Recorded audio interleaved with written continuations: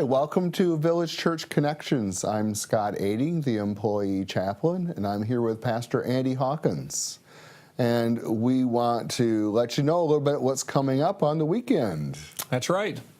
So what's going to be special on Sunday morning? Well, of course, Sunday morning is always special because we're in the presence of the Lord and we worship together and we do all the kinds of things that I think enrich our souls, and we're looking forward to all of those dimensions of it. As far as speaking is concerned, I'll be speaking once again from the Signs of Life series in the Gospel of John.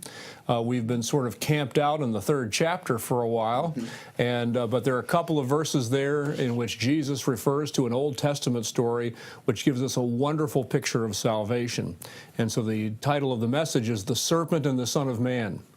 Because you might recall, I'm sure you do, that episode in the Old Testament in which there was a plague, and basically they made a bronze serpent so that those who looked to the serpent would be healed and spared from the plague. And so Jesus likens the coming of the Son of Man and the crucifixion of the Son of Man as the means by which we all might look to him and be saved. So there's a wonderful connection between the Old Testament and the New Testament in this story, and a wonderful image and description of why Jesus came, lived, died, and rose again on our behalf. I always find it fascinating with the simple little metaphors just chock full of meaning. Absolutely, and Jesus, of course, is the master of that.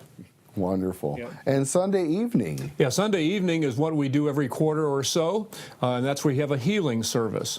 We have a devotional which describes what the Bible teaches about healing, but more importantly, we give people an opportunity to be prayed for and anointed with oil, which is what James chapter 5 requires for the local church, that elders, when asked, can provide that kind of service. The oil doesn't do anything magically or anything like that. It's simply a symbol of the work of the Spirit of God in a person. And so we give people an opportunity to come and present themselves, to have a special touch from the Lord. The needs that they bring span the entire spectrum of needs. Not only physical healing we might be interested in, but also emotional healing, psychological healing, those kinds of dimensions of our lives also in submission to the Lord can really be touched and made whole again. And so we look forward to those kinds of things being presented. And it's also important to recognize that the healing service is not just for the sick. It's for all of the people, because we pray for one another. And so people are engaged not simply in presenting themselves, but in praying for their brothers and sisters. And I think that's so critically important. Obviously, there are people that can't make it. Sometimes people pray on behalf of their friends and neighbors who might be in assisted living or in the pavilion. They pray for those folks as well. And so they come and look forward to the opportunity to present those requests to the Lord.